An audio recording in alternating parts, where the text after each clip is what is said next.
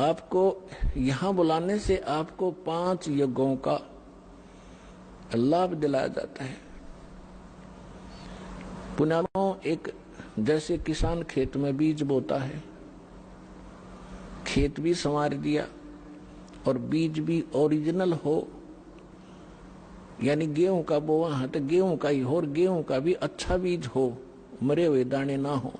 बीज बीजने के बाद फिर उसमें और भी बहुत ऐसा प्रोसीजर है जो अनिवार्य है। समय आने पर उसकी सिंचाई, उसमें फिर खाद डालना, उसके अंदर से घास निकालना और उसकी सुरक्षा रखना, तो तब जाकर के वो फसल परिपक्व होती है, तब जाकर के वो 2 दाने घर पर प्राप्त करता है किसान। पहले खर्च करता है अपने घर से खूब आंखें मीच के।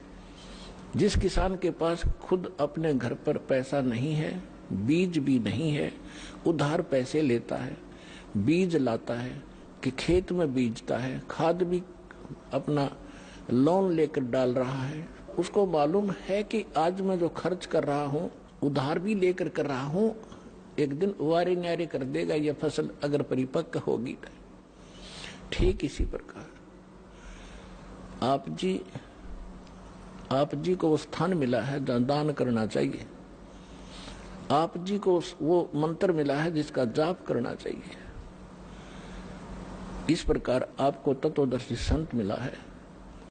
अब परमात्मा कहते हैं, समझा है तो सिर धर पाऊं और बहुर नहीं रे ऐसा दाव। यदि तेरे समझ में आ गया, मनुष्य जीवन फिर मिलेगा नहीं। यदि मनुष्य जीवन मिल गया तो तत्वदर्शी संत नहीं मिलेगा, और तत्वदर्शी संत नहीं मिला तो ये मनुष्य का जीवन और पशु का जीवन में कति अंतर नहीं।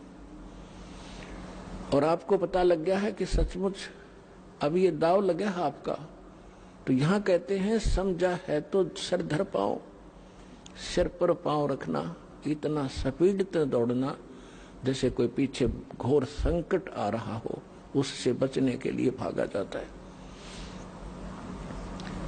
समझा है तो सिर धर पाओ कि कमर कस ले। अब अगरम मगरम छोड़ दे, बकवाद नहीं चलेगी इस मार्ग में। समझा है तो सिर धर पाओ, बहुर नहीं रे ऐसा दाव। ये आपका दाव लगा है मनुष्य जीवन, और ये प्राइम टाइम बिचली पीढ़ी का समय। अब कसर ना छोड़ना इसमें। अब आपको यहाँ बुलाया जाता है जो इस ज्ञान से परिचित नहीं, क्योंकि ज्ञान तो सत्संग माने से, वो सत्संग को एक सेकेंडरी थिंग समझ रहे हैं कि तो ऐसे बाद में देखेंगे, वर्द हो जाएंगे, जब अभी तो छोटे छोटे बच्चे हैं, ये भी तो पालने हैं। ये लोक वेद हमारे दिमाग में घर करा हुआ है। तो जो यहाँ नहीं आते उनकी सोच तो वही है। तो उनकी सोच के, उनके विचारों से आपने दुखी नहीं होना चाहिए। वो कुछ भी बोल रहे हैं, कुछ भी कहें, ये समझ लो बालक है छोटे छोटे, इनको पता नहीं। आपको वो व्यंग भी करते होंगे कि चल पड़ते हैं, तीसरे दिन जाते हैं, बरवाला बरवाला कर रहे हैं, अपना बालक ना पाले जाते हैं, देखना कुछ दिन में इनका विनाश हो जाएगा, इतना खर्चा करते हैं। तो पुण्यात्माओं, उनकी बातों में न आना, परमात्मा के विधान के अनुसार अपने आगे कदम बढ़ाना।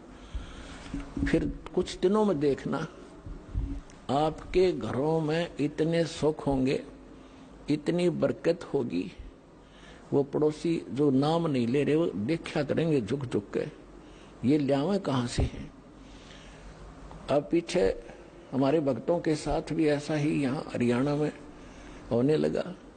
कोई कहता ये तो वहां जाते हैं क्रोथा आश्रम था पहले, और उस महाराज से पैसे लाते हैं, तब इनके ठाठ हो रहे हैं। महाराज यहाँ मशीन ला रहा पीछे छापन की, मैं था भिखारी, तुम्हारे पैसे बैठे हूं। तो दास का प्रोसेस, परमात्मा का वो मार्ग है जिससे ये प्रफुल्लित होंगे। और ये काम भी करते ना दिखते, 10वें दिन सत्संग में जाते रहते हैं, और इनके सारे ठाठ हो गए, कार भी ले ली, मकान भी बढ़िया बना लिया। परमात्मा के नहीं कर सकता। अपने आत्मा विचार करना, अपना भगवान इतने सुना सुना था, देखा नहीं था, और भगवान के गुण आपने सुने थे, प्राप्त नहीं हुए थे। आपको यहाँ कदम कदम पर महसूस होगा यहाँ भगवान है। परमात्मा ये काम करया करे, रात होने लग रहे हैं आपके घरों पर,